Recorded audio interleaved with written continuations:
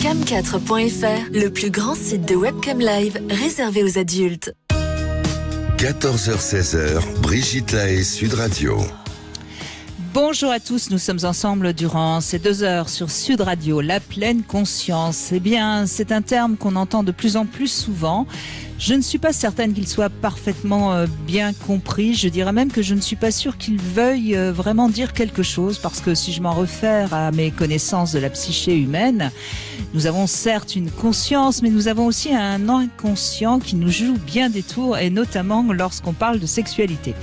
En fait, une sexualité en pleine conscience, je pense que ça veut sans doute dire être présent à son corps et peut-être aussi à son cœur et puis certainement aussi à son ou sa partenaire. N'est-ce pas justement ce que devrait être d'ailleurs la sexualité?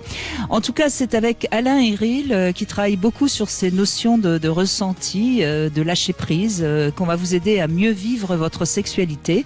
Alors sans doute que vous avez des questions à nous poser parce que vous êtes sans doute pas tous dans la capacité d'avoir la sexualité que vous désireriez avoir ou avec votre partenaire. Et puis si vous avez envie de témoigner ou plutôt de nous raconter comment vous avez découvert votre sexualité, une sexualité plus en accord avec vous-même, eh bien je vous invite à réagir, et pour ça vous nous appelez au 0826 300 300. Vous pouvez aussi bien sûr venir poser toutes vos questions à Alain Héril. Alain Héril qui est avec nous pendant ces 2 heures. Bonjour Alain. Bonjour Brigitte. Merci d'être avec nous. Alors vous êtes sexothérapeute, psychanalyste, vous avez écrit beaucoup de livres.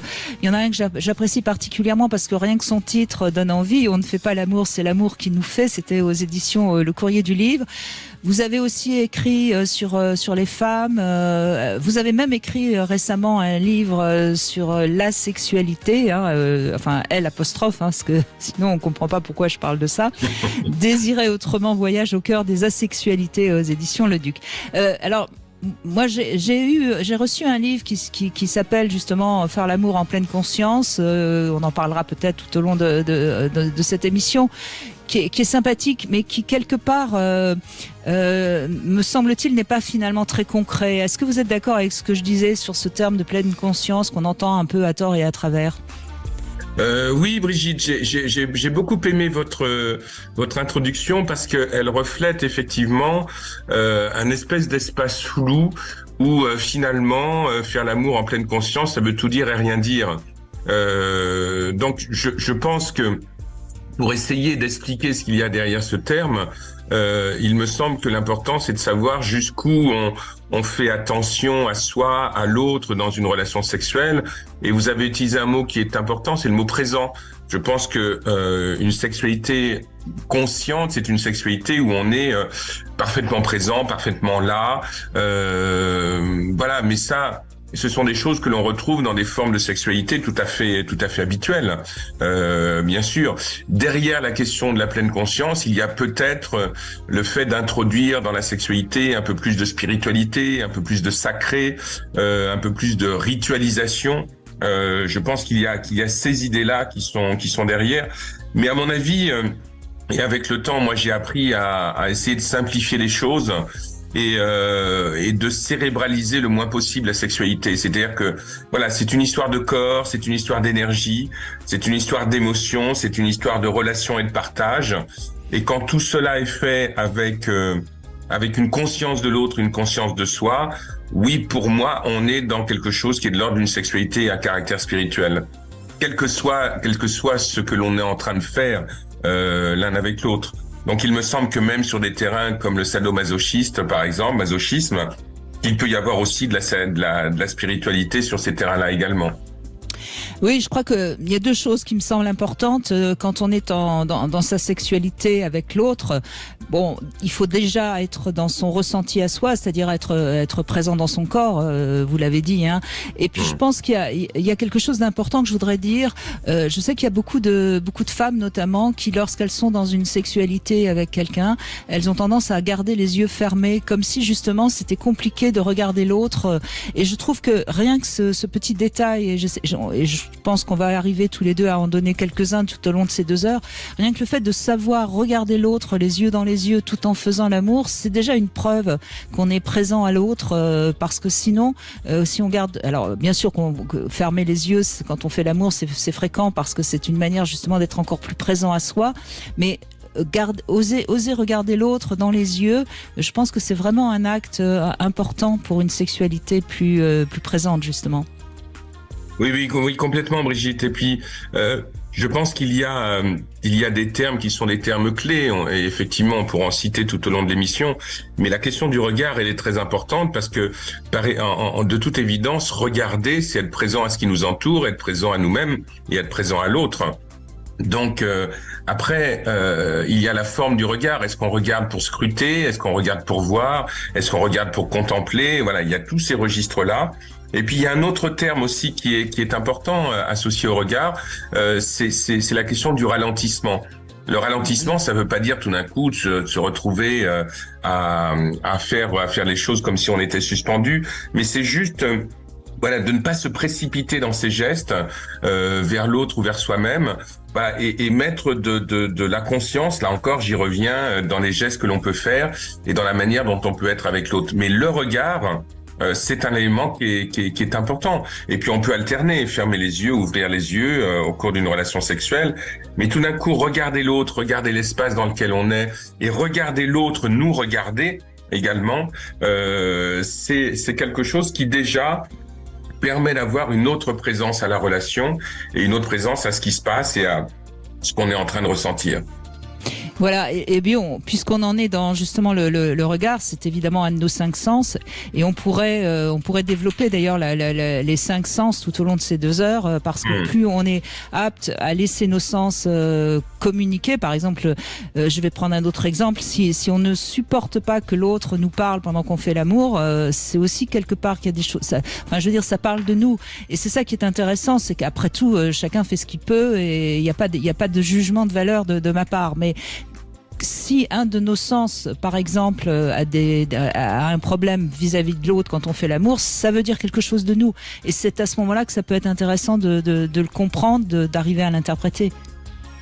Oui, complètement, parce que il y a dans la sexualité un apprentissage sensoriel de qui nous sommes en tant qu'être de sensorialité et de sensation. Et moi, je trouve que nos univers sexuels aux uns et aux autres est un merveilleux endroit pour se connaître, pour se comprendre, pour s'appréhender, et puis pour avancer aussi. Parce que la sexualité qu'on a à 20 ans n'est pas la même à 50 et encore moins la même à 70. Donc les choses bougent et elles changent.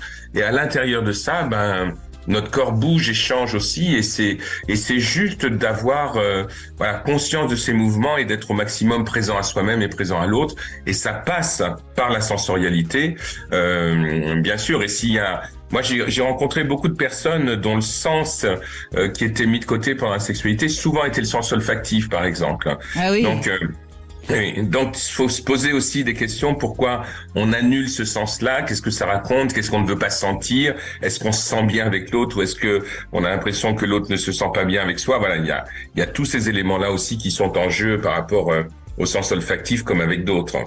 Et ce qui est intéressant dans ce que vous dites, Alain Héril, c'est qu'on sait que les animaux, c'est-à-dire les mammifères, sont très très très marqués par l'olfactif dans leur sexualité. Donc c'est peut-être parce que on veut s'éloigner de notre part d'animalité quand on a des problèmes avec les odeurs. Enfin j'en fais une interprétation qui me fait un peu sourire, mais je pense que ça parle certainement à pas mal de monde.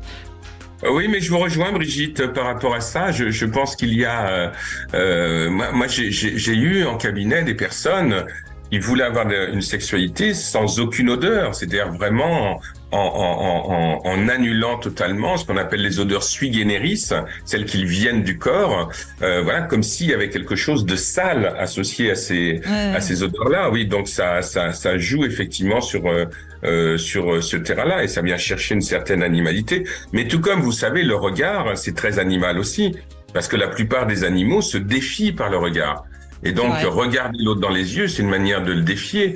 Et est-ce que dans la sexualité, quand on a un regard les yeux dans les yeux, ça apprend à traverser cette défiance pour rentrer dans la confiance. Et les enjeux, ils sont là d'un point de vue sensoriel. Eh bien, on va voir tout ça, et puis on pourrait parler des poils aussi, qui sont évidemment les restes de notre animalité. On va parler de tout ça. Pour commencer, ce sera avec Alexandre qui nous a rejoint, et on vous invite, venez nous raconter comment vous vivez votre sexualité par rapport à vous-même et par rapport aux autres. Je suis sûre que ça va être passionnant avec Alain Héril pendant ces 2 heures. 14h-16h, Brigitte Lahaie, Sud Radio. On ne fait pas l'amour, c'est l'amour qui nous fait. C'est le titre du livre de Alain Héril aux éditions Le Courrier du Livre. On parle de sexualité en pleine conscience avec maintenant Alexandre. Bonjour Alexandre. Bonjour Brigitte, bonjour Alain. Sujet très intéressant comme d'habitude. Merci. La pleine conscience et moi ça me fait tout de suite penser à quelque chose que je vois dans le cadre de formation au travail. On dit souvent qu'il faut être ici et maintenant. Il ne faut pas être ailleurs, dans ce qu'on fait. Et je sais que moi, dans ma sexualité, c'est pas toujours si simple et si évident d'être focalisé uniquement sur ma partenaire. Je peux, par un bruit, par un rire à côté, par une parole, je peux être déstabilisé par moment et ne plus être ici et maintenant justement avec ma partenaire. Et je me rends compte que, un peu comme vous disiez sur les différents sens, notamment le regard, quand je me perds dans le regard de ma partenaire, je suis davantage en pleine conscience de ce que je suis en train de faire. Après, c'est vrai, il faudrait que j'arrive aussi à déposer mon cerveau pour qu'il arrête de cogiter dans tous les sens sur pas mal de choses, et notamment peut-être aussi empêcher des fois certaines érections qui soient plus importantes que d'autres à ce niveau-là. Mais c'est vrai qu'il y a d'être ici et maintenant avec sa partenaire, avec, comme vous disiez, les odeurs, le toucher, tout ça, c'est très important. Et moi, où j'arrive à me raccrocher vraiment pour vraiment profiter du moment, c'est quand je ressens vraiment un désir mutuel entre moi et ma partenaire. Et ça, c'est vraiment essentiel. Oui, ben, ce que vous dites, de toute façon, je crois qu'on pourrait tous le dire, on a tous tendance à un moment ou à un autre à être appelé par autre chose. Ça peut être une pensée intérieure, une imagination ou un bruit extérieur, qu'importe. Mais je crois que celui qui prétendrait être totalement avec tout le temps son ou sa partenaire durant tout l'acte, je pense qu'il se raconte des histoires, enfin il me semble. Mais ce que je trouve intéressant dans ce que vous dites, c'est que ça induit forcément qu'on est avec quelqu'un avec qui on a quand même un peu de sentiment. Sinon ça me paraît compliqué. Je ne sais pas ce que vous en pensez, Alain Héril. Oui, Brigitte, par rapport à ce que dit Alexandre, il parle de la notion d'ici et maintenant, qui installe la relation sexuelle dans l'instant présent, dans le moment présent. Et je vous rejoins tout à fait, c'est-à-dire être totalement dans l'instant présent avec quelqu'un, même avec soi-même. C'est impossible parce qu'on est traversé de plein de choses et c'est pas grave. Mais je pense que dans ce que l'on nomme une sexualité consciente ou une sexualité sacrée, peu importe le terme, je pense qu'il y a un élément qui est important, c'est l'élément du sentiment. C'est-à-dire que la personne avec qui on est, il y a nécessité d'avoir un sentiment pour cette personne, un sentiment d'amour, quelle que soit la manière dont cet amour est ressenti. Donc, ça exclut ce qu'on appelle en psychanalyse des relations d'objet, où l'autre est considéré essentiellement comme étant un objet que l'on prend au service de son plaisir. Là, c'est une relation où il y a 2 sujets qui sont l'un avec l'autre, et ça inclut au moins ça. Voilà, c'est une des particularités de ce genre d'approche de la sexualité.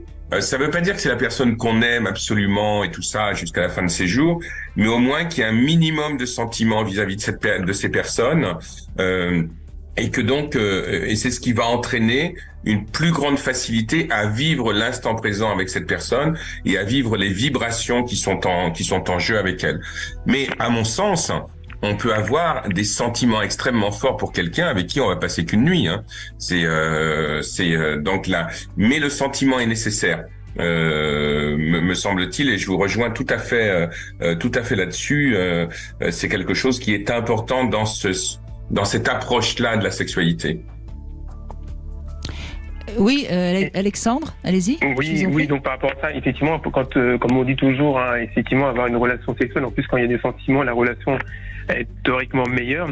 Après, c'est vrai que des fois, avec le temps, quand on est en couple, etc., on a toujours des sentiments. Les sentiments peuvent perdurer, mais derrière l'envie, le désir, ce qui va se passer, c'est plus forcément en osmose. Et à contrario, on peut très bien tomber sur une personne sans forcément avoir de sentiments, sur une relation sexuelle, sur une nuit peu importe le temps d'une soirée, et être davantage en pleine conscience, parce qu'on sait qu'on est en train de vivre quelque chose qui est incroyable, quelque chose qui est hors du temps, et justement qui est ici et maintenant, qui n'appartient à personne d'autre qu'aux deux personnes présentes, à savoir moi et ma partenaire, sans forcément qu'il y ait ce sentiment d'amour. Après, il y a peut-être d'autres styles de sentiments, je ne sais pas, mais voilà, j'ai eu la chance d'avoir plusieurs partenaires, et il y a des partenaires avec qui je suis en pleine conscience, davantage en pleine conscience qu'avec d'autres, et à chaque fois je le vois, c'est surtout dans le désir et ce que je vais ressentir de ce qu'on va partager et m'offrir.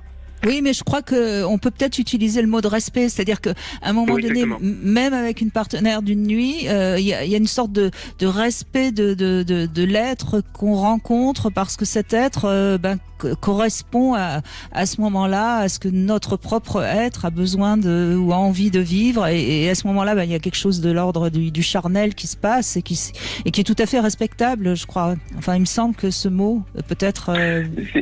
C'est en plus le mot que j'allais employer, respect. Et puis je suis parti sur une autre idée, mais c'est très important, parce que même quand on parlait de dire partenaire objet ou autre, même quand on va prendre partenaire objet, c'est toujours le faire avec respect, quoi qu'il en soit, comme dans n'importe quelle discipline sexuelle, on va dire, toujours avoir ce sentiment de respect, mais c'est vraiment se dire que le respect qu'on va donner à l'autre, on va le revoir en même temps, et aussi c'est se dire vraiment, on ne fait qu'un.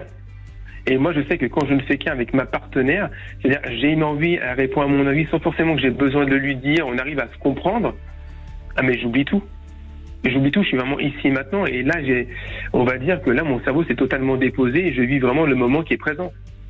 Et ça, pour arriver à tomber, quand on va multiplier les rencontres, c'est pas si évident que ça de tomber sur les partenaires. Et quand on trouve cette personne-là, le moment que l'on va vivre, il est exceptionnel, il est formidable.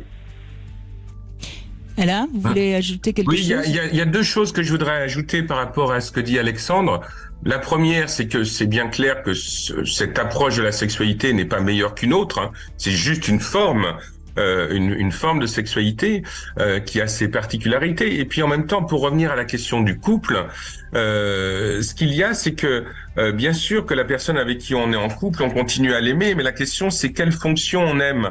Parce que au début de la relation, on peut très bien aimer quelqu'un qui va être notre amant ou notre maîtresse, et puis après ça devient le père ou la mère de ses enfants. Et donc la question c'est qui on aime. Et bien souvent, à un moment donné, dans le développement du couple, on va continuer à aimer le père ou la mère de ses enfants, mais plus la fonction amant ou maîtresse.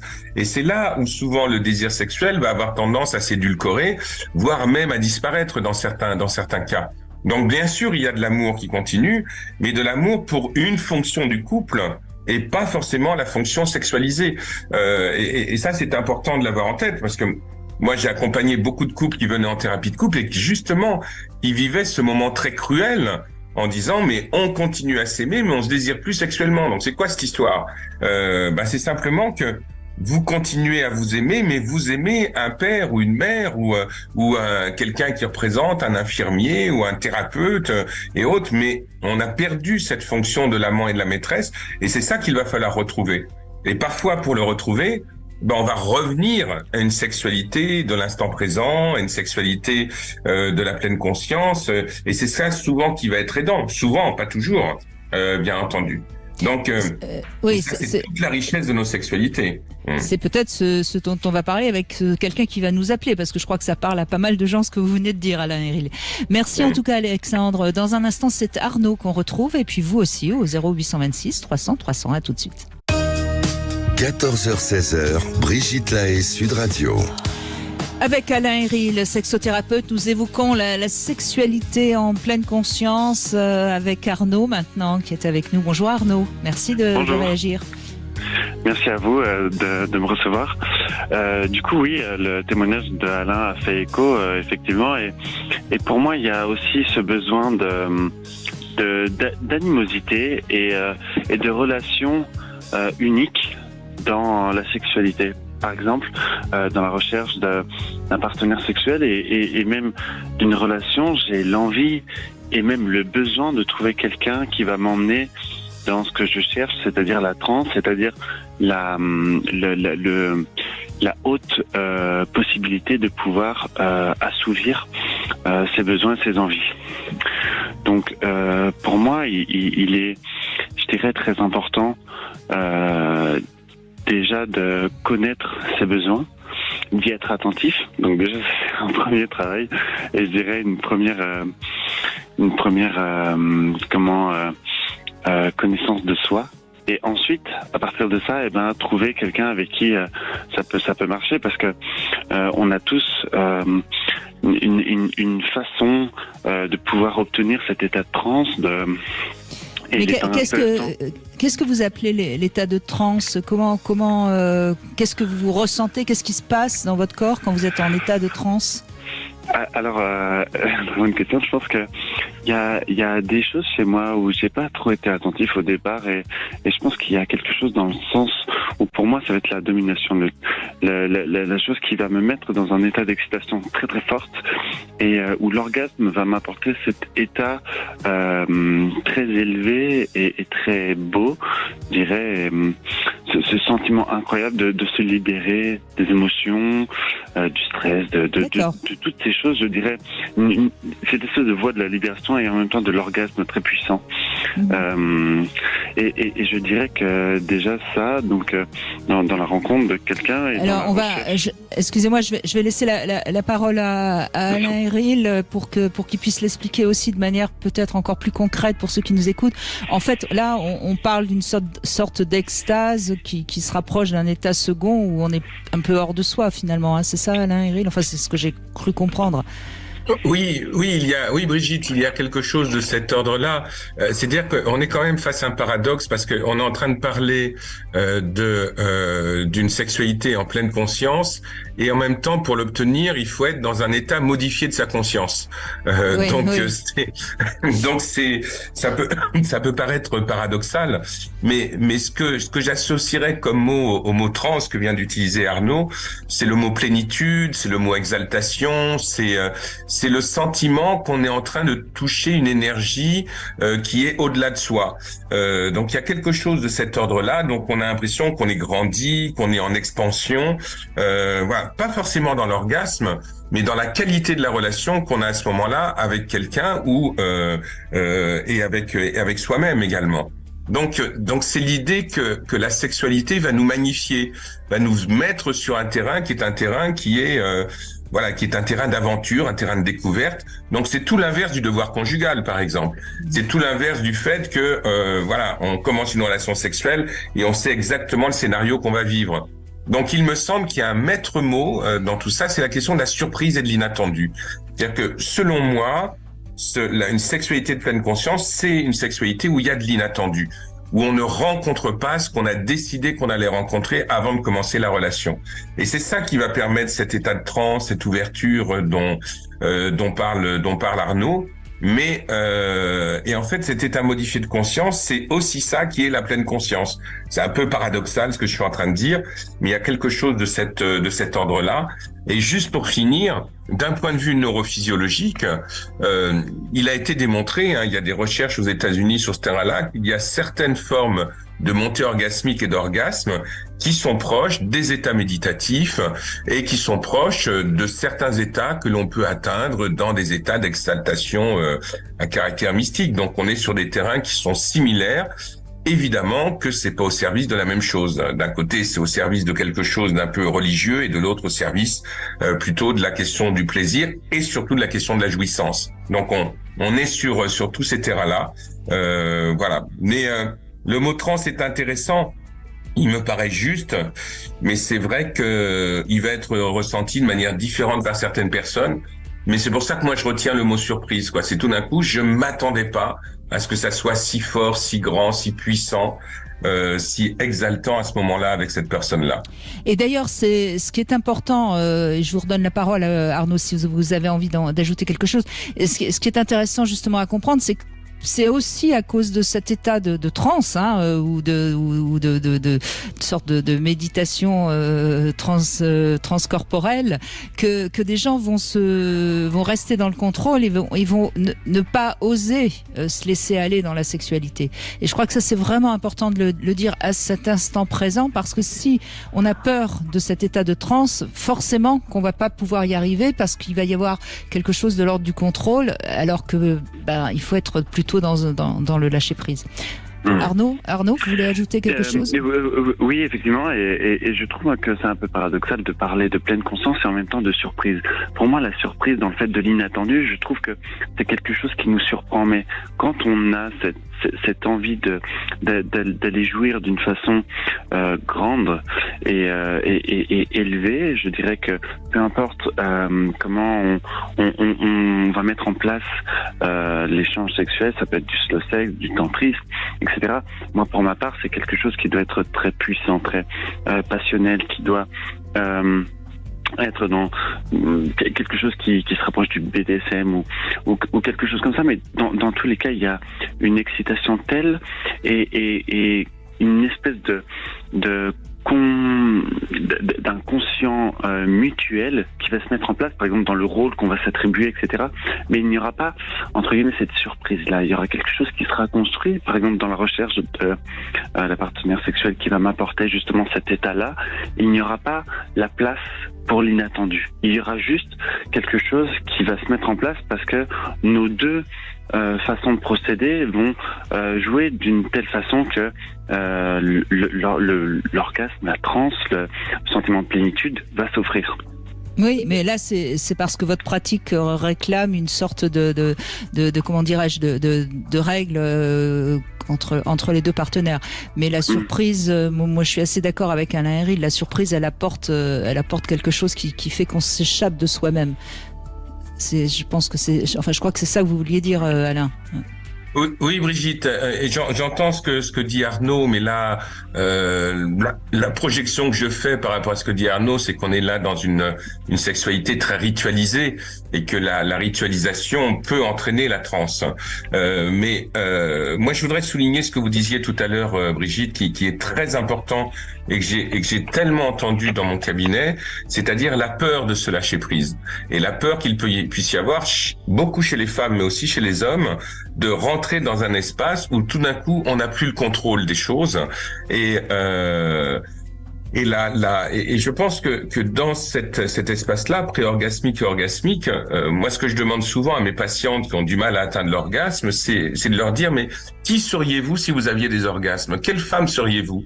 Et souvent cette femme-là qu'elle me décrit, que ces patientes me décrivent, c'est une femme qui n'a plus le contrôle. Ça pourrait être une salope, ça pourrait être quelqu'un qui aime trop le sexe, ça pourrait être et tout d'un coup ces figures auxquelles on pourrait arriver, elles font peur, elles vont à l'encontre des croyances, des valeurs et tout ça. Donc du coup on n'y rentre pas.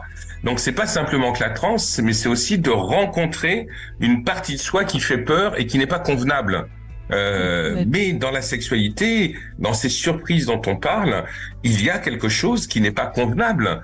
Nous ne sommes pas convenables dans nos sexualités, sinon la sexualité est d'une tristesse absolue. Donc on va rencontrer des espaces de soi, oui, qui nous surprennent. On se dit tiens, il y a ça chez moi. Et puis tout d'un coup, ça fait plaisir de rencontrer cette partie-là de soi qu'on a envie d'explorer et de mieux connaître. Donc il y a tous ces enjeux-là à travers cette notion de pleine conscience autour de laquelle on tourne depuis le début de l'émission.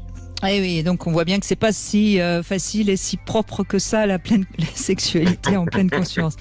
Merci Arnaud, en tout cas, merci beaucoup. On va continuer avec Fabrice qui à qui je pose trois questions intimes et ensuite vous pourrez en poser une à Alain Héril. Bonjour Fabrice. Bonjour Brigitte, bonjour Alain.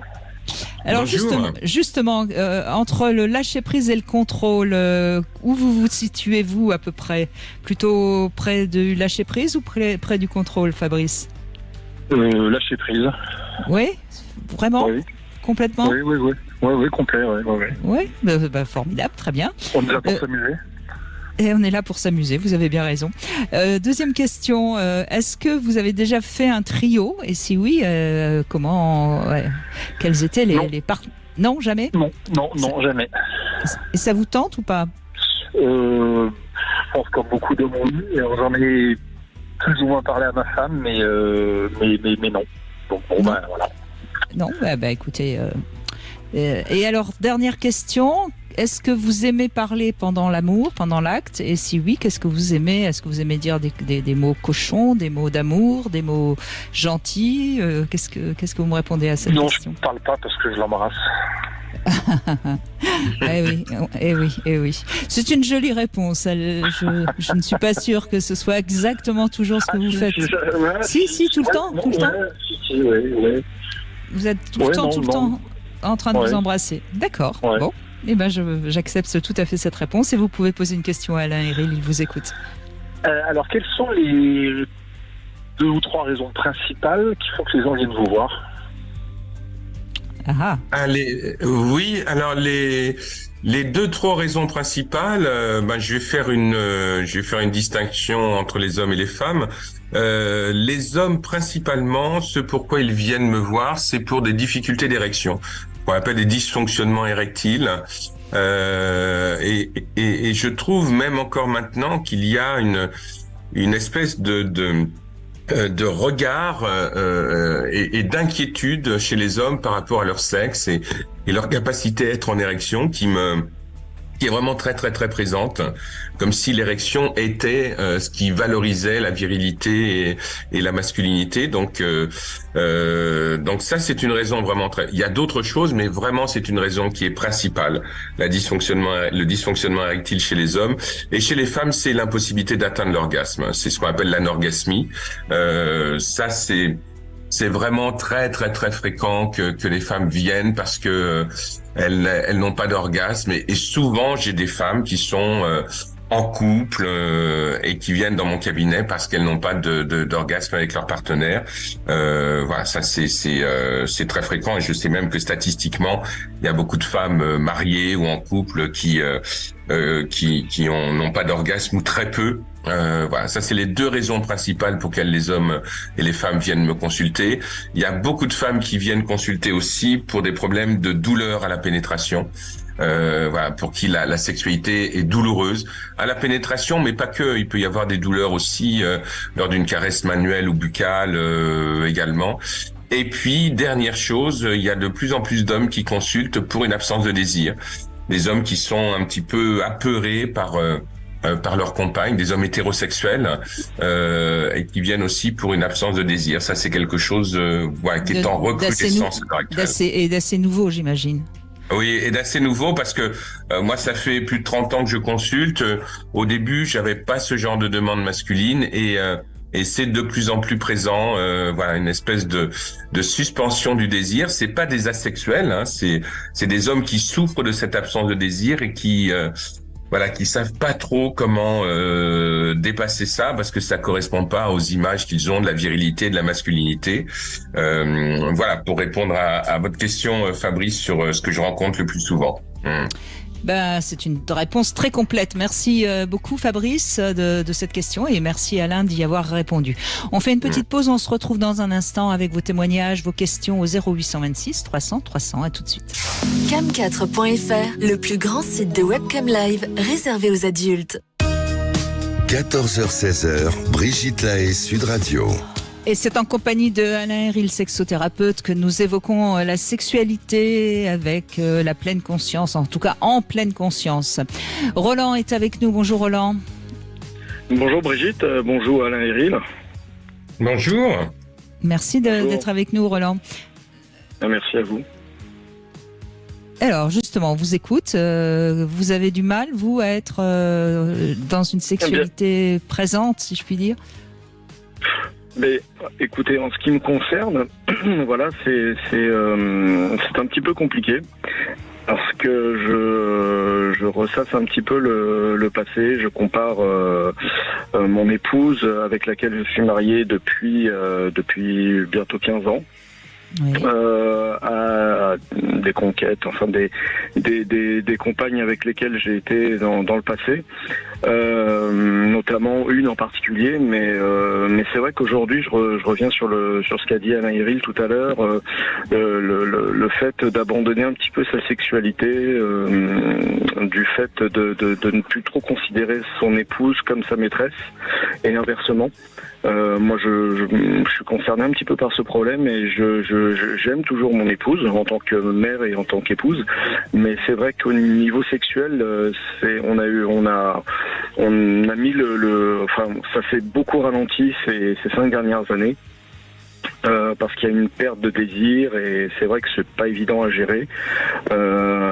Parfois le désir est là et parfois il n'est pas du tout là et je ne sais pas comment lui faire comprendre et c'est vrai que ce sont des périodes assez compliquées à gérer mentalement, émotionnellement et c'est une perte de désir de sa part et également de la vôtre ou pas? Plutôt de la mienne, parce qu'en fait, en réalité, j'ai toujours été assez demandeur. J'ai toujours été attiré par les femmes. J'ai toujours été fidèle. En revanche, je n'ai jamais trompé qui que ce soit. Mais par contre, j'ai toujours été attiré par des conquêtes potentielles. Et c'est vrai que c'est toujours difficile de se placer un petit peu parce qu'on a toujours peur d'être. J'ai eu des propositions évidemment, mais que j'ai toujours refusé parce que j'avais peur de ne pas pouvoir assumer par la suite le fait d'avoir trompé ou d'avoir été infidèle, voilà, tout simplement. Et c'est vrai vous seriez senti coupable en quelque sorte. Ouais, totalement. Oui. Ah oui. Je dis pas que j'aurais été incapable de le cacher, mais en tout cas, je me serais senti mal. Vous venez de me faire un beau lapsus, hein, Roland. Vous m'avez dit, je ne suis pas sûr que j'aurais été incapable de le cacher. Bon, enfin, je vous laisse interpréter, mais je crois qu'Alain et moi, on a compris. Hein. Non, mais je pense que vous êtes quelqu'un qui est dans les sentiments. Vous êtes quelqu'un. Vous aimez sans aucun doute votre épouse, mais vous avez du mal par rapport au désir, et c'est là où je pense que Alain va pouvoir vous dire des choses intéressantes entre ce qui est justement l'amour, le désir et la pulsion sexuelle, parce que ce sont 3 choses qui sont à la fois très liées et pas quoi. Je crois Alain qu'on est là sur ce triangle qui encombre beaucoup Roland. Exactement. J'avais juste une question, Roland. Vous dites que ça fait 5 ans. Qu'est-ce qui s'est passé il y a 5 ans, voire il y a 6 ans? Il y a un événement particulier qui a pu se produire? Pas particulièrement. Disons que j'ai. Alors je fonctionne beaucoup au visuel.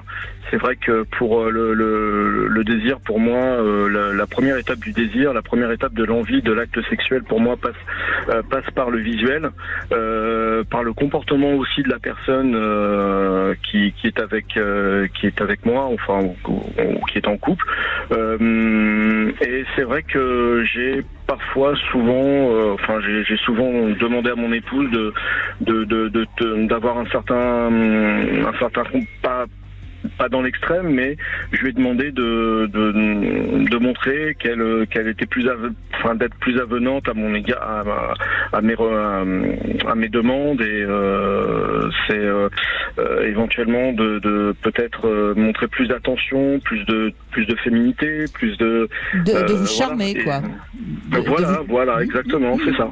Oui, bien sûr. Et c'est des choses qu'elle n'a pas forcément faites parce que d'un point de vue santé, elle a eu des petits soucis de santé qui sont pas visuels, mais bon, qui sont plutôt d'ordre, on va dire, articulaire, hein, type. Bon, voilà, parfois c'est un peu compliqué, des douleurs de dos, des choses comme ça. Mais elle a une vie tout à fait normale et bon, elle a pas Bon, je me suis lassé en fait un petit peu, je pense. Je me suis lassé de tout ça et c'est vrai que ça a contribué au déclin un petit peu de l'envie sexuelle. Ouais. Oui, donc on imagine que ça s'est fait au fil des années, quoi. Alain, je vous laisse répondre à Roland.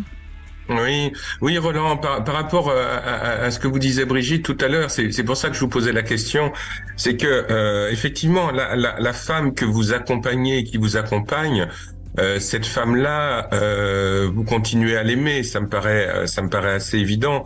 Vous continuez à l'aimer malgré les épreuves et malgré le temps qui passe et les modifications corporelles.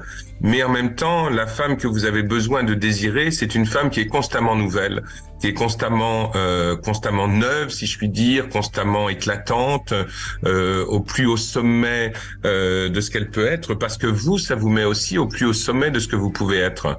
Et ça, ce sont des images. Et puis la pulsion sexuelle, elle nous réclame. Elle nous réclame du sexe, elle nous réclame de la libido, elle nous réclame un certain nombre de choses, quelles que soient les figures des personnes avec qui nous sommes. Donc vous voyez, tout ça se mélange et n'est pas simple, bien entendu, à bien identifier. Mais ce qu'il y a, c'est comment. Alors évidemment, je n'ai pas la réponse, mais comment vous allez pouvoir remettre justement du désir, mais du désir dans le sens nouveau du terme, dans le sens mettre de la nouveauté auprès du corps de cette personne que vous aimez, mais avec qui vous êtes depuis un certain nombre d'années. Et ça, c'est une équation qui est toujours très difficile à trouver. Mais je dis pas qu'elle n'est pas trouvable, bien entendu. La seule chose, c'est que il faut arriver à pouvoir en parler ensemble et en parler de manière très sincère, très ouverte. Également pour savoir où chacun en est par rapport à l'autre, parce que là, ce que j'entends de ce que vous me dites, c'est qu'il y a une maladie qui est là, en tout cas des symptômes physiques qui sont là et qui viennent empêcher un petit peu la bonne circulation de la libido, et que c'était pas le cas au début, ou en tout cas c'était peut-être pas le cas il y a au-delà d'il y a 5 ou 6 ans. Donc là, c'est comment vous pouvez faire ça, mais comment vous pouvez faire ça ensemble, pas vous de votre côté et elle du sien, ensemble. Oui, parce que je crois que dans votre cas, il faudrait que la pulsion reprenne un petit peu son droit, si je puis dire, mais il faudrait que de son côté à elle aussi, elle accepte ça, parce que sinon vous aurez l'impression, et comme vous l'aimez, avec certainement beaucoup de respect et certainement avec une éducation qui va de pair, vous pouvez pas la bousculer sur le canapé parce que justement, vous voyez, et c'est pour ça que je pense qu'en effet, sans une conversation tous les deux, et là je pense que vous avez peut-être besoin d'être aidés, vous pourrez pas retrouver une sexualité plus animale, quoi, plus pulsionnelle, parce qu'il faut que tous les deux vous acceptiez de vous retrouver corps à corps, si je puis dire, dans la fougue de la sexualité, du plaisir, de la jouissance, et là je crois qu'il y a trop d'amour bien comme il faut, peut-être même trop de respect. Et alors après, c'est à elle aussi de savoir si ces problèmes d'articulaire sont des problèmes réels ou des excuses. On faut toujours se méfier de comment on s'organise par rapport à la sexualité. Et je pense que ça, franchement, je crois qu'il faut que vous alliez vous faire aider pour que les choses soient clairement dites, que le questionnement soit fait de manière très claire et qu'elle puisse être face à sa réalité par rapport à sa sexualité et à votre sexualité de couple. Merci Roland en tout cas. On va continuer dans la deuxième heure avec Alain Héril bien sûr. Alors écoutez bien la devinette Alain Héril. Si on considère la vie et le pénis du point de vue des hommes et des femmes, pourquoi les hommes ne voient pas de différence ? Vous pouvez méditer le temps des infos. 14h-16h, Brigitte Lahaie, Sud Radio. En compagnie de Alain Héril, nous évoquons la sexualité dans une notion de pleine conscience. Je rappelle, Alain Héril, votre dernier livre, Désirer autrement, voyage au cœur des asexualités aux éditions Le Duc. On va continuer avec une femme aussi, parce que c'est important que les femmes puissent également témoigner. C'est Pauline qui nous a rejoint. Mais d'abord, je voudrais la réponse à ma devinette. Si on considère la vie et le pénis du point de vue des hommes et des femmes, pourquoi les hommes ne voient pas la différence ? différence? Vous avez une réponse, Alain? Alors, j'ai pas de réponse, mais je suppose que ça a à voir avec la longueur du pénis, la longueur de la vie, quelque chose qui reste sur ce terrain-là. Non, je suis à côté ou pas? Non, en tout cas, c'est pas ma réponse, mais peut-être vous pouvez en inventer une sur la longueur. Alors, en fait, la vie, c'est comme une verge, c'est simple, décontractée, détendue, reposante, et ce sont les femmes qui la rendent dure. Aussi bien la vie que la verge. Voilà. Eh oui. On en a du pouvoir, nous, les femmes. Hein. N'est-ce pas, Pauline? Oui, je m'en doutais un peu. Bonjour Alain, bonjour Brigitte. Bonjour Pauline. Allez-y.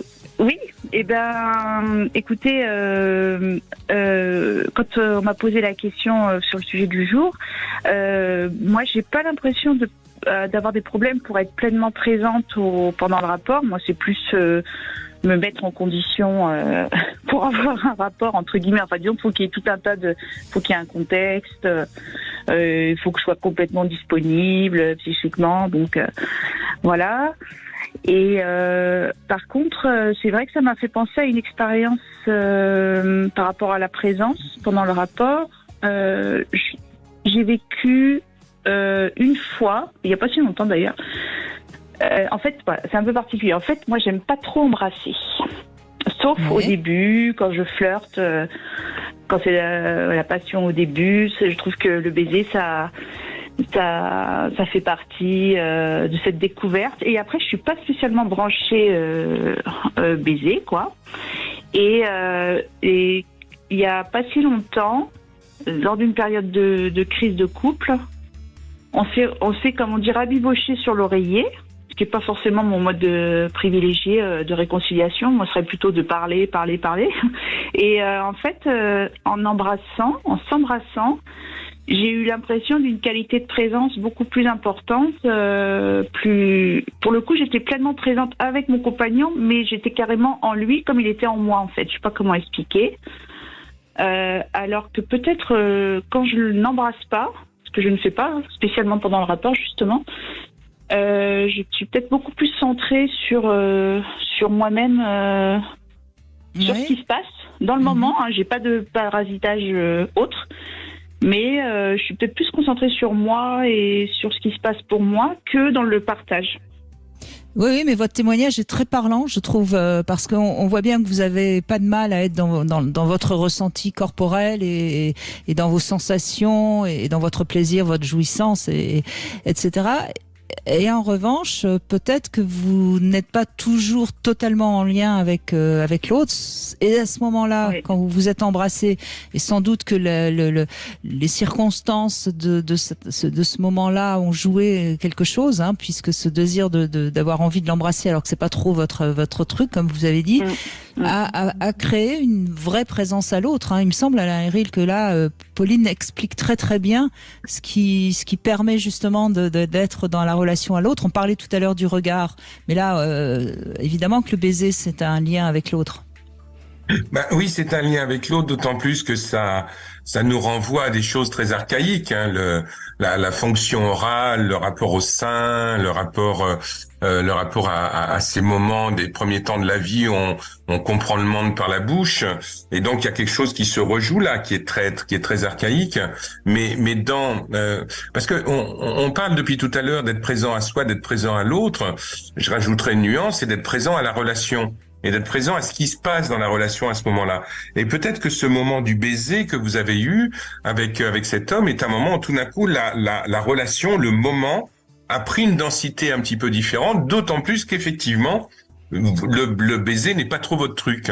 Et c'est ça que je trouve intéressant, c'est que quelque chose que vous ne pratiquez pas de façon forcément régulière, tout d'un coup devient un espace où vous prenez conscience du lien à l'autre et du lien à cette relation. Donc oui, il y a quelque chose qui s'est sans aucun doute joué à ce moment-là. Et c'est oui, et votre témoignage est très intéressant par rapport à ça, Pauline. Eh ben merci de m'avoir dit ça, parce que je viens de réaliser que au moment où j'ai justement cette crise de couple, c'est un moment où je me suis sentie insécurisée et j'ai l'impression que je me suis raccrochée. Je l'ai essayé de le rattraper, le récupérer, le mot est fort, mais me reconnecter à ça parce que j'ai été insécurisée, ébranlée dans une sorte de certitude en fait. Oui, oui. Et le baiser m'a permis, comme vous avez dit que c'était oral, etc. J'ai pensé à la sécurité que je connais et que je sais d'où ça vient, etc. Et c'est vrai qu'à ce moment-là, ça a été réactivé. Et du coup, je me suis raccrochée. Pas au sein de la mer, mais bon. Oui, bien sûr, bien sûr. Non, mais vous voyez, c'est intéressant et c'est pour ça que je dis toujours que suivant les sens qui sont un peu plus libérés ou bloqués chez nous, ça parle de nous de toute façon, ça parle de nous. Et moi, je reviens Alain sur ce que vous avez dit tout à l'heure sur la surprise. Il y a eu aussi cet effet de surprise, c'est-à-dire que vous vous êtes raccroché à sa bouche comme on peut se raccrocher au sein de la mer, quelque part vous le dites joliment, et en même temps il y a eu la surprise tout d'un coup d'une sorte de chaleur affective ou d'un moment, et c'est cette surprise-là aussi qui vous a, si je puis dire, surprise. Oui, parce que finalement je me suis rendu compte que je faisais l'amour avec pas des certitudes, mais avec une espèce d'automatisme, tout en sachant que c'était très bien. Donc, parce que je pense que si on n'est pas pleinement présent dans le rapport, c'est qu'on s'embête un peu quand même. Mais là, je m'embête pas. Mais c'est vrai que ça fait une ouverture. Ça laisse une ouverture d'être déstabilisé. Ça permet une ouverture. Mais dans la vie en général, d'ailleurs. Si on n'est pas déstabilisé, on n'est pas dans... Voilà, si on n'est pas un peu en crise, déstabilisé, on n'est pas forcément dans l'ouverture, des fois. C'est par rapport à ce que vous dites, c'est la déstabilisation, pour reprendre votre terme, qui permet de créer du nouveau. Parce que dès qu'on est déstabilisé, dès qu'on sort de sa zone de confort, il y a des choses nouvelles qui se trouvent, qui s'expérimentent et après on décide de les reproduire ou pas. Mais vous savez, si vous regardez, moi ça m'a toujours frappé de regarder une maman oiseau qui donne à manger à ses petits oisillons. Et vous savez, il y a cette espèce de mélange là qui se fait de bouche à bouche. Et j'ai l'impression, quand on roule une pelle, que c'est un petit peu la même chose, qu'il y a quelque chose où on se donne à manger soi-même. C'est très animal, très archaïque. Et ce moment-là presque de dégustation de la langue de l'autre qui est en train de déguster la nôtre aussi, qu'il y a quelque chose de très très très archaïque. On sait qu'à ce moment-là, on échange énormément de bactéries, que ça renforce notre système immunitaire. Qu'il y a quelque chose qui se joue là. Et le fait que vous ayez eu une conscience de l'instant présent très forte à ce moment-là, je pense que sans aucun doute que ça raconte que vous avez besoin d'avoir des espaces de sécurité pour avoir une sexualité qui soit la plus épanouie possible pour vous. Alors c'est ma projection, mais que la question de la sécurité doit être très très très importante chez vous. Pour tout. Oui. Mais voyez, Pauline, Alain et tous ceux qui nous écoutent, c'est pas par hasard que les prostituées n'embrassent pas, parce qu'en effet, oui, c'est le baiser. Le baiser, c'est quelque chose de terriblement intime. C'est plus intime d'embrasser sur la bouche un homme que de le laisser nous pénétrer. Exactement, c'est vrai. Et je crois que ce que vous dites, Pauline, est très très intéressant, parce que ça révèle aussi que quelque part vous avez du mal à donner cette partie intime de vous-même. Ce sera à vous de tout dire ce que vous avez envie ou pas de nous dire. Hein. Par intime, oui. Moi, je parle assez. Parce que c'est vraiment sur cet aspect-là, parce que c'est très défensif, parce que c'est vrai que sur toute. Par contre, dans le tout ce qui est langage, tout ce qui est Non, mais ce que je veux dire, ce que je veux dire, c'est que c'est difficile. C'est pas difficile pour vous d'embrasser, puisque vous embrassez en amont, hein, vous nous l'avez dit. Hein. Oui. Mais ce qui est difficile pour vous, c'est à la fois pendant l'acte sexuel d'embrasser, parce que là, vous vous livrez complètement. Oui. Et en n'embrassant pas, vous gardez une toute petite limite, si je puis dire. De protection. Mais ça, c'est mon interprétation. Hein. Vous en ferez ce que vous voulez. Merci.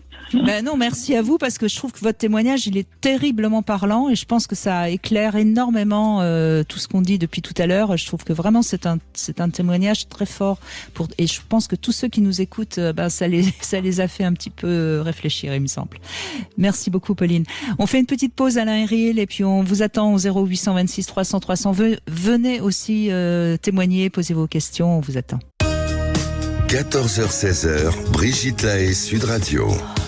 Alain Héril est avec nous, sexothérapeute. On avance et on va continuer avec vous, Gloria. Bonjour. Bonjour Brigitte, bonjour Alain. Alors vous êtes actuellement seule, mais vous voulez nous raconter une relation avec quelqu'un qui avait tendance à beaucoup parler, mais pas forcément de ce que vous étiez en train de faire, c'est ça ? Alors oui, effectivement, ça lui arrive effectivement de me dire oui, j'aime ton odeur, oui, j'aime ci, j'aime ça. Mais parfois, la conversation dévie et il me parle de son trajet quand il est arrivé, de son travail, il va pleuvoir. En plein acte, ça, on oublie la pleine conscience là, on n'en a plus. Non mais ça paraît fou, vous voulez dire, il est en train de vous faire l'amour et il se met à parler de tout à fait autre chose. Carrément. Alors forcément il perd ses moyens, n'est-ce pas? Mais en plein acte, quoi, ça le fait pas, quoi. C'est curieux, voilà, ça, quand même. Mais il sait aussi me dire, oui, pendant l'acte, oui, j'aime ton odeur, j'aime ta sensualité, j'aime tes caresses, j'aime te faire ci, voilà. Mais des fois, c'est le sujet, il est plus du tout là, il est plus du tout dans le bon sujet, quoi. Donc c'est très, très, là, on n'est plus dans la pleine conscience. Voilà, c'est déroutant. J'avoue, c'est déroutant. Mais vous lui avez dit? Vous avez pu lui en parler? Oui, mais bon, ça change pas grand-chose. Voilà. Je sais pas pourquoi il a... Voilà. Moi, ça m'arrive d'être perturbée par certaines choses, mais j'aborde pas le sujet pendant l'acte, non. J'avoue, ça me... comme là, actuellement, voilà, moi, je suis ouvrière agricole et on a perdu une vache dans des circonstances un peu... on va dire des chiens l'ont effrayée, malheureusement elle a chuté, elle s'est tuée. J'avoue que je serais pas en pleine conscience à l'heure actuelle. Je serais je me donnerais un peu moins, mais j'irais pas parler de ça en plein acte, quoi. Je vois pas pourquoi. On est censé prendre du plaisir, pas parler. Oui, alors ça laisse à penser que lorsqu'il est dans l'acte sexuel, il a une pensée parasite, comme on dit, qui arrive. Mais ce qui est surprenant, c'est que au lieu de la chasser, de revenir à ses sensations, il se sent presque obligé de vous l'exprimer. Comme si, moi ça me fait penser, je sais pas ce que vous en pensez, Alain Héril, ça me fait penser au petit garçon qui tout d'un coup dit tout à maman, quoi. Il y a quelque chose de totalement d'immature, quoi. Oui, il y a un comportement effectivement qui est très immature parce que c'est presque comme si il essayait de mettre du quotidien dans un acte qui est pas très quotidien.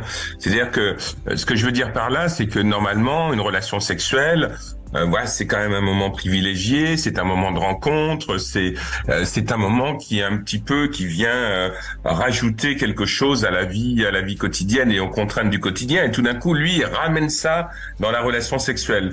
Donc, je pense que c'est pour banaliser la relation sexuelle qu'il fait ça, pour la ramener, voilà, au même niveau que s'il était en train de faire la vaisselle ou en train d'aller prendre le bus pour attraper son train.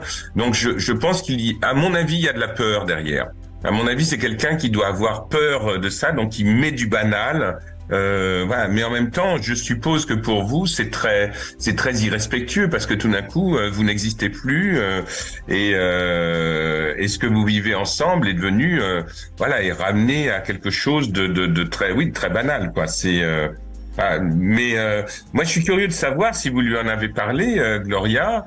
Qu'est-ce qu'il vous a répondu par rapport à ça? Parce qu'il est quand même conscient de ce qu'il fait. Je sais pas, parce que quand j'essaie d'évoquer le sujet, il fait comme s'il m'entendait pas et continue à parler de son sujet.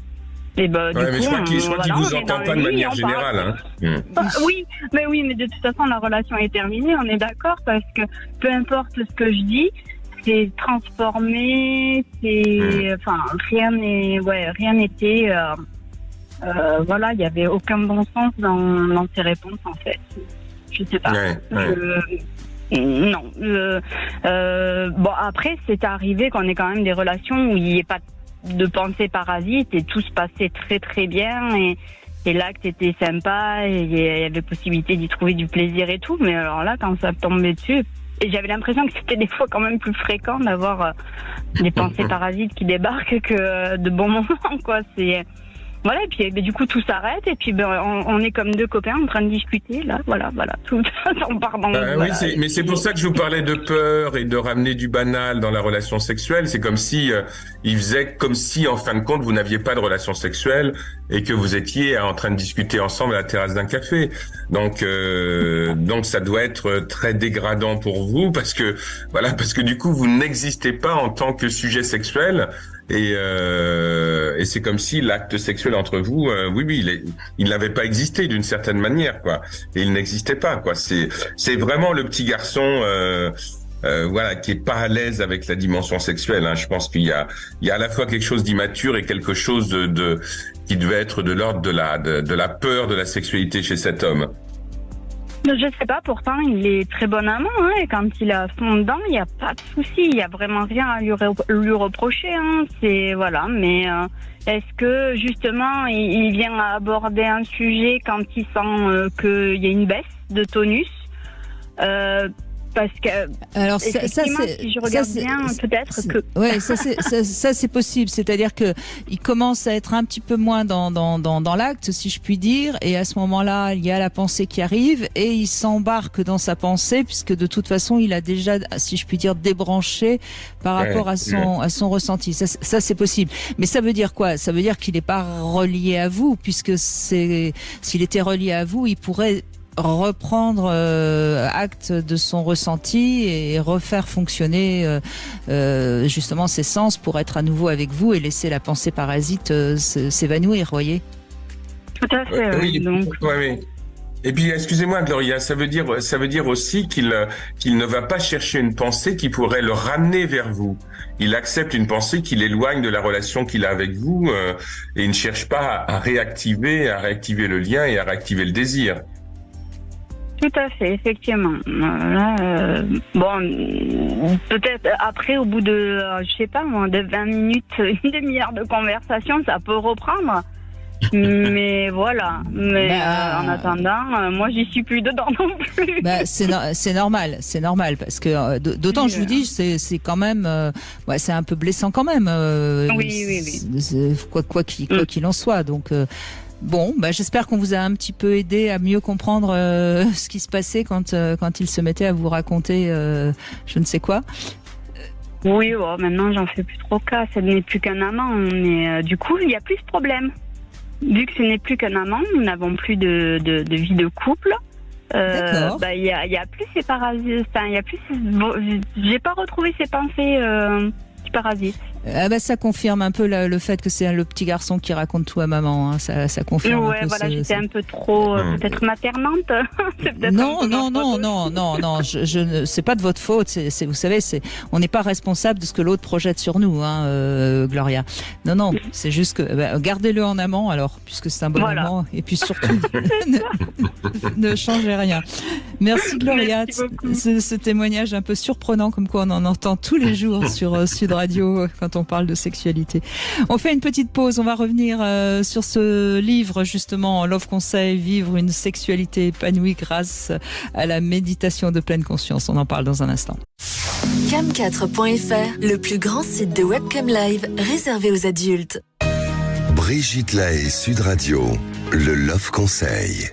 Alors Alain Héril, je vais me servir de ce livre en Love Conseil aujourd'hui. Je vous le montre si vous voulez le voir. Voilà, c'est un livre tout rose comme le pull que j'ai. Et le titre, c'est Vivre une sexualité épanouie grâce à la méditation de pleine conscience. C'est écrit par Virginie Baldeschi. Elle est psychosexologue, je sais pas trop ce que ça veut dire, mais enfin bon bref, c'est aux éditions de la Musardine. Alors le livre est intéressant parce qu'il donne beaucoup d'exercices justement en pleine conscience. Alors qu'est-ce que ça veut dire se masturber par exemple en pleine conscience?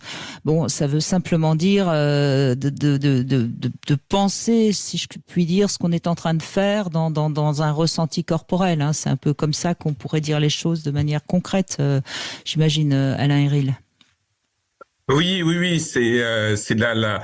On a parlé tout à l'heure de la question de l'instant présent. Je pense que c'est toujours ça, la pleine conscience, c'est d'être vraiment parfaitement accordé avec l'instant qu'on est en train de vivre. Donc il y a une attention particulière, qui est posée sur ce qu'on est en train de faire. Pas de pensée parasite justement, d'être parfaitement là, que l'on soit dans un moment masturbatoire ou dans un moment de relation avec quelqu'un d'autre. C'est voilà, mais ça rejoint effectivement la dimension méditative. Voilà, on est dans ces endroits-là. Voilà. Mais je pense qu'il y a des gens qui ont des relations sexuelles en pleine conscience de manière naturelle. Tout à fait. Voilà. Oui, absolument, parce qu'ils sont justement bien dans leur corps et bien dans leur ressenti. Alors, elle parle aussi de bouger le bassin. Enfin, tout ça est intéressant. C'est en ce sens que je trouve que le livre peut aider certaines personnes parce qu'il y a vraiment des exercices très concrets. Alors, évidemment, elle parle de la respiration. Elle parle aussi des émotions. Et je crois que même quand on est seul par rapport à un examen de son corps, si je puis dire, c'est important de voir quelles sont les émotions qui nous traversent. Si c'est de la peur, de la tristesse, voire même de la colère, pourquoi pas. Hein. Et je crois que on gagnerait bien à être de plus souvent dans son corps, dans une sorte de pleine conscience de son corps, d'autant plus si on a des peurs sexuellement, parce que si on a des peurs sexuellement, c'est justement parce qu'on n'est pas si à l'aise que ça dans son corps et dans ses émotions. Vous êtes évidemment d'accord, Alain Héril, avec ça? Bien sûr, Brigitte. Vous savez, il y a quelque chose que nous faisons très peu finalement, c'est que nous passons très peu de moments en étant conscient de notre nudité. C'est-à-dire que souvent la nudité, c'est un passage entre un moment où on prend sa douche et un moment où on va s'habiller.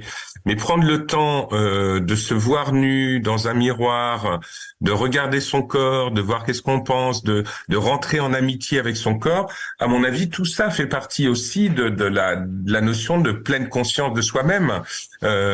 Et donc, plus on va être, c'est une évidence que je vais dire, mais plus on va être bien avec soi-même, plus on va s'aimer et plus on pourra offrir ça à l'autre dans une relation sexuelle et non pas lui demander de nous aimer alors que c'est nous qui devrions faire le travail à notre endroit. Et justement, puisque vous parlez de nudité, je crois que c'est important aussi d'être gentil avec les parties du corps, par exemple, qu'on n'aime pas trop. Par exemple, je pense notamment aux femmes qui ont pris quelques kilos, et alors on sait très bien que les hommes ils s'en foutent. Au contraire, ils préfèrent une femme qui a 3 kilos en trop que une femme anorexique. Donc s'aimer soi à tous les âges de sa vie aussi. Si on a 50 ans, on n'a pas le corps qu'on avait quand on avait 20 ans. Et c'est ça aussi, je crois, ce travail qu'on peut faire pour améliorer son désir et son plaisir dans la sexualité. Et puis alors, elle dit aussi une chose intéressante. Elle dit que il faut être dans l'être et non pas dans le faire. Et c'est en ça que j'aime bien le titre de votre livre. On ne fait pas l'amour, c'est l'amour qui nous fait, évidemment. Ouais. Oui. Vous savez, Brigitte, il y a un terme que j'aime bien, c'est quand on prend des kilos en trop, ça veut dire qu'on augmente sa surface de caresse. Oui, c'est joli, oui. Et moi, j'aime bien cette phrase parce que oui, elle raconte aussi le fait bien sûr, sauf si on est dans une obésité morbide, mais qu'en règle générale, oui, on a des fluctuations de poids et que même avec quelques kilos en trop, voilà, c'est quand même notre corps, il y a quand même nécessité de l'aimer pour pouvoir partager cet amour avec quelqu'un d'autre. Absolument. Alors ça s'appelle Vivre une sexualité épanouie grâce à la méditation de pleine conscience. C'est aux éditions de la Musardine et l'auteur en est Virginie Baldeschi. Voilà. On continue avec Charles qui nous rejoint. C'est fou, il y a beaucoup d'hommes qui nous appellent aujourd'hui pour un sujet qui paraît-il, serait plutôt féminin.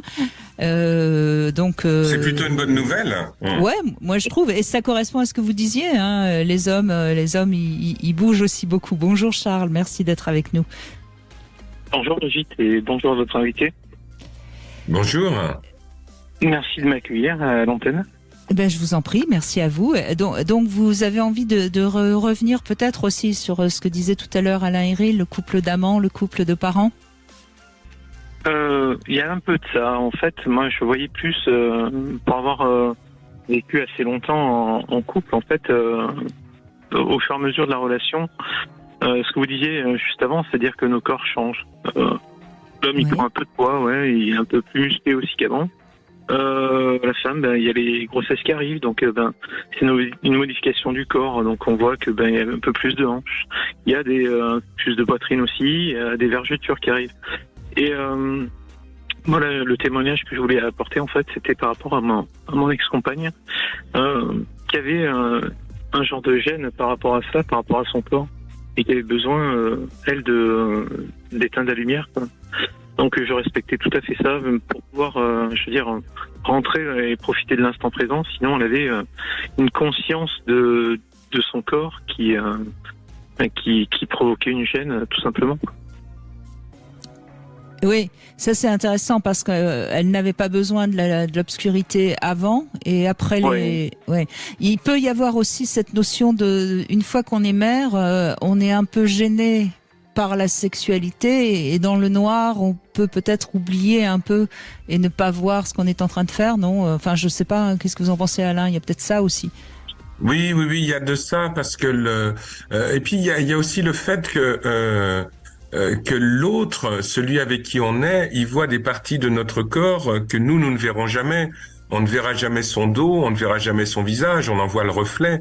Mais l'autre, dans la sexualité, il a un regard direct sur une partie de notre corps que l'on ne contrôle pas. Donc, dès que l'on va être dans un rapport au corps difficile, comme ce que dit Charles, on éteint les lumières pour ressentir essentiellement les sensations et la sensorialité, mais ne pas avoir une perception directe de son propre corps, mais que l'autre aussi n'ait pas cette perception-là. Donc on éteint la lumière pour ne pas voir, mais pour que l'autre ne voit pas non plus. Donc il y a quelque chose qui est de l'ordre d'une extrême pudeur qui va se traduire à ce moment-là, et puis qui peut correspondre aussi à une difficulté de rapport avec ce corps en mouvement, en changement que l'on offre au regard de l'autre et parfois avec beaucoup de difficultés. Et ça alors j'ai entendu que puisque vous l'avez dit, vous étiez d'accord pour ça, mais peut-être que ça vous privait justement d'un de vos sens, la vue. Oui, après, on peut passer au-delà de ça. Moi, ça me dérangeait pas. Mais ouais, c'est pas dérangeant en soi. Après, il y avait peut-être toujours un peu de lumière qui arrivait, un peu tamisée et qui rajoute quelque chose finalement qui est pas désagréable. Voilà. Après, il y a rien de non. Moi, c'était pas rédhibitoire vraiment. Hein. D'accord. Non. Et donc vous étiez quand même satisfait finalement dans votre sexualité, même après. Mais parce qu'en fait, il y a c'est ce que pour reprendre un peu les témoignages qu'avait, votre précédent témoignage qui sont arrivés à l'antenne, c'est-à-dire qu'il y a des caresses, c'est-à-dire qu'il y a embrasse, il y a de la tendresse en fait dans tout ça, je crois. Donc ce qui fait que oui, ça compense tout à fait le fait de ne pas avoir la vue, c'est pas grave si on ne se voit pas en fait. D'accord. C'est que votre sexualité a évolué, mais elle est passée dans une sexualité plus tendre, plus dans l'amour et pas dans la pulsion en quelque sorte. Et plus subjective finalement, ouais, quelque part. Oui. C'est bien, c'est d'avoir réussi à adapter votre sexualité parce que c'est le problème de parfois des couples justement une fois qu'ils sont devenus parents. Donc vous avez su le dépasser. C'est ça. D'accord. Et alors pourquoi vous vous êtes séparés? Enfin, c'est peut-être pas le sujet du jour d'ailleurs. Hein. Vous n'êtes pas obligé de répondre, Charles. Il y a eu d'autres sujets. Alors on va dire qu'on verra ça un autre jour. Alors. Il y a eu d'autres choses qui ont fait. Bon, on va pas être indiscret. Merci de votre témoignage, Charles. Merci beaucoup. On va faire une petite pause et puis il est presque temps déjà de conclure. Alain Hérillon, on va se retrouver dans un instant sur Sud Radio. Cam4.fr, le plus grand site de webcam live réservé aux adultes. 14h-16h, Brigitte Lahaie, Sud Radio. Toujours Alain Héril avec nous, sexothérapeute, et on parle aujourd'hui donc de la sexualité harmonieuse qui nécessite bien qu'on soit déjà avec soi et puis avec l'autre. Encore que je crois que cette question d'être avec l'autre, elle est intéressante à mieux définir, Alain Héril, parce que je trouve dans les témoignages qu'on a eus, on a bien vu que c'était toujours très subjectif tout ça. Oui, c'est très subjectif parce que de toute manière l'objectivité n'existe pas, qu'on regarde toujours le monde à travers son propre filtre et on regarde l'autre aussi. Oui, il y a une subjectivité de base, mais qu'est-ce que ça veut dire être avec l'autre? Ça laisse entendre, selon moi, de faire peut-être un petit peu plus attention à qui est avec nous. Vous avez parlé au début de l'émission, Brigitte, du regard. Je pense que le regard est important, la manière de regarder l'autre, de laisser l'autre nous regarder. Je crois qu'il y a vraiment quelque chose où c'est pour ça que je disais qu'il y a aussi faire attention à la relation dans laquelle on est avec quelqu'un d'autre et qu'est-ce que cette relation nous apporte. Voilà, mais tout ça est très subtil et j'irais presque très philosophique aussi, parce que voilà, bien sûr qu'on a une relation sexuelle qui a un autre qui est là, mais cet autre-là, qui sait, comment on le connaît, comment il nous connaît, comment on se rencontre, c'est une aventure. Et ce que je trouve intéressant dans la vie humaine, à plus forte raison dans la sexualité, c'est justement cette aventure-là avec l'autre. Et c'est pour ça que j'insiste beaucoup sur la question de la surprise et sur le fait que pour être surpris, il faut être curieux. Il faut être curieux de l'autre, curieux de soi-même, curieux de ce moment un peu ludique que peut être la sexualité. Voilà, je réponds pas complètement à la question, mais parce que j'ai pas de réponse toute faite par rapport à ça. Mais c'est juste, voilà, une manière d'être au monde en pensant qu'il y a d'autres personnes qui sont au monde en même temps que nous, et en l'occurrence la personne avec qui on a une relation sexuelle. Voilà, ouais. Donc c'est en même temps c'est très simple et en même temps c'est très complexe. Ben oui, parce que si on n'est pas très sûr de qui on est, forcément qu'on va avoir du mal à accueillir l'autre dans son étrangeté, si je puis dire. Et puis peut-être qu'il y a une chose qu'on n'a pas dite et qui me semble aussi importante. On sait qu'il y a beaucoup de femmes qui sont un peu trop dans le désir de l'autre et qui du coup oublient leur propre désir et oublient de communiquer ce qu'elles ont envie. Et je crois que ça c'était aussi peut-être important à dire tout particulièrement aujourd'hui. Oui, Brigitte, vous avez raison, parce que là, on est sur des terrains qui sont proches de la dépendance affective et où la parole, c'est « fais-moi exister par ton désir ». Et donc de fait, ça remet la femme dans une position d'attente, dans une position où elle ne se détermine pas, elle n'affirme pas son désir. Et cette position-là est une position qui est intéressante de changer et que les femmes s'en sentiront beaucoup mieux, et les hommes aussi, à mon avis. Voilà, c'est de manière à modifier un petit peu les rapports qu'on a les uns avec les autres. Mais vous avez raison de souligner ça, et puis effectivement, il y a d'abord un gros travail à faire sur soi pour pouvoir mieux rencontrer l'autre, qui par essence même est un étranger et quelqu'un de différent. Et moi j'aime bien cette phrase de Saint-Exupéry qui dit loin de me diminuer, l'autre m'augmente. C'est joli en effet. Alors je crois que Naïma qui est avec nous réagit au témoignage de Gloria. Bonjour Naïma. Oui, bonjour. Merci de... Voilà, je suis très fan de Sud Radio et souvent je suis interpellée parce que effectivement il faut être à l'écoute, il faut pas voir que pour soi. Et par exemple la dame tout à l'heure qui expliquait que son conjoint se mettait à parler, il faut pas lui dire que ça peut être vexant, parce que finalement c'est une manière pour lui de lui demander d'être plus à deux. Il a besoin de sentir que il n'est pas tout seul et qu'elle n'est pas toute seule, parce que c'est pas le tout d'être deux finalement quand on est un couple. Moi, écoutez, j'ai 53 ans, ça fait j'ai deux enfants, un garçon qui a 33 ans et une fille qui a 21 ans. Et j'observe énormément, et pour de vrai, les gens ne s'écoutent pas. On est même dans les couples, les gens je remarque que, et finalement, ça c'est peut-être une manière de chercher le soutien de sa partenaire ou de son partenaire. Donc il faut le ressentir, il faut vraiment être à l'écoute. J'ai envie de dire que c'est pas son propre. Naïma, bien sûr qu'il faut être à l'écoute de l'autre quand on se parle et ne pas lui couper la parole pour aller raconter sa propre histoire. Ça, vous avez raison, c'est ce qui se passe souvent. Exemple, mais dans l'acte sexuel, on n'est pas là pour parler de choses qui sont extérieures à la sexualité. Exactement. Oui, absolument. Mais peut-être que c'est une manière maladroite comment dirais-je, c'est une manière maladroite de sa part au monsieur, parce que il se sent déjà comment dirais-je, il se sent il sent qu'il perd ses capacités. Pourquoi? C'est peut-être parce que dans l'acte elle est avec elle et je ne sais pas, je m'interpelle, parce que un homme, parfois il y a beaucoup de poids sur son métabolisme. Donc c'était une interrogation. Après elle avait l'air très elle n'avait pas l'air de lui en vouloir, et il y a un monsieur qui lui a dit oui, ça doit être vexant, et c'est là où je me suis dit non, au contraire, c'est bon. En tout cas, vous les défendez, les hommes, c'est bien, Naïma, c'est tellement rare de nos jours. Mais écoutez, vous savez, je suis très très solitaire, et je suis très très observatrice et à l'écoute des humains. Parfois j'ai l'impression de ne pas être une humaine, justement.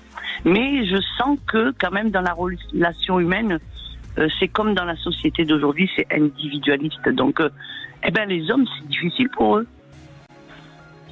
Donc c'est vrai, d'ailleurs, Alain, vous en parliez tout à l'heure, avec leurs difficultés érectiles de plus en plus fréquentes. Oui, donc du coup, moi je trouve que le poids qu'il a sur son métabolisme, je parle à la Jamel Debbouze, et nous, les femmes, on a ce pouvoir de préparer ça. De les accueillir, voilà. Oui, et puis voilà, c'est la puissance de la jante féminine, me semble-t-il. Ça, je crois que Alain est d'accord avec vous. Oui, tout à fait.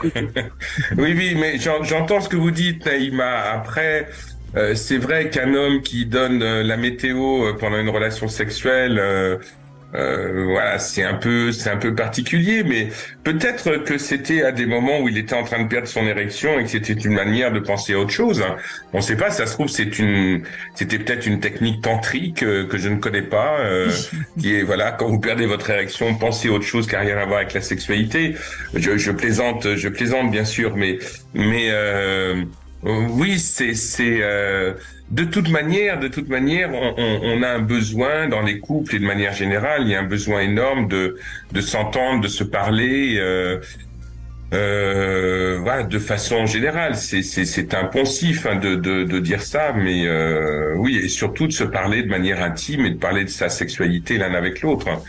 C'est sûr que c'est important et que les hommes sont pas si à l'aise que ça avec la parole et avec la parole intime, et je crois que c'est important que cette parole-là, elle puisse circuler. Moi, je l'ai entendu dans mon cabinet avec les patients hommes que j'ai pu avoir, et combien c'est compliqué. C'est comme s'ils n'avaient pas ce vocabulaire. Mais ça s'apprend, et puis ça bouge petit à petit, bien sûr. Quelque part, c'est la puissance que nous avons, nous les femmes, de pouvoir. Quel que soit le sujet dont il parle, il fait. C'est un appel. C'est un appel à l'amour. Bon, Bah écoutez, c'est comme ça que vous l'avez interprété, Naïma, et c'est intéressant parce qu'on voit bien que finalement, et c'est pour ça que c'est si important de pouvoir de communiquer ensemble, parce que si on ne communique pas, on interprète ce que l'autre nous a dit, et à partir du moment où on interprète ce que l'autre nous a dit, on a peut-être tout juste, mais on peut aussi avoir tout faux, et je crois que c'est vraiment quelque chose d'essentiel. Et d'ailleurs, c'est un peu notre sujet de demain, puisqu'on sera avec Claude Parisot qui travaille la thérapie Imago, vous connaissez forcément Alain. Tout à fait, et qui consiste très bonne approche du couple, c'est super, Oui, voilà, et qui consiste justement à se dire les choses face à face. Alors, moi, je suis pas pour commenter, si je puis dire, quand on est en train de faire l'amour. Je pense que c'est pas très adapté, mais en tout cas, oui, attention de ne pas interpréter ce que l'autre nous a dit, parce que parfois on part complètement à l'inverse. Oui, merci. Trop souvent, c'est trop souvent comme ça finalement. En tout cas, je vous remercie. Vous savez, moi, je suis issue d'une famille de 10 enfants. Ma maman, elle était algérienne et elle n'a pas choisi son époux, et pour de vrai, ils ont quand même fait 10 enfants et sans vraiment communiquer. Là, c'était le contraire. Ma mère, elle a su faire en sorte que mon père ne soit pas frustré. Donc, on a cette puissance, voilà. Faut pas interpréter les choses toujours de manière négative.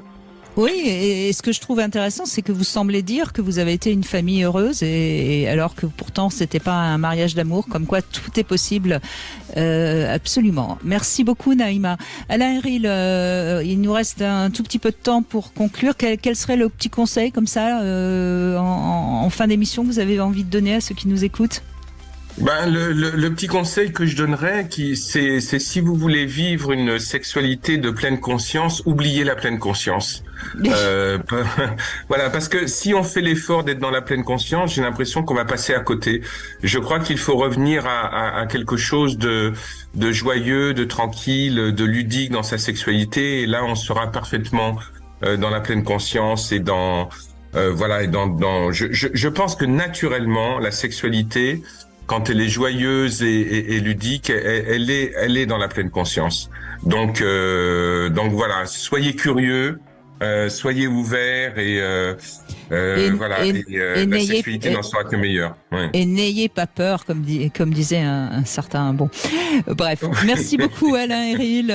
Votre dernier livre, c'est Désirer autrement, voyage au cœur des asexualités. Et puis j'ai beaucoup parlé évidemment d'On ne fait pas l'amour, c'est l'amour qui nous fait, aux éditions Le Courrier du Livre.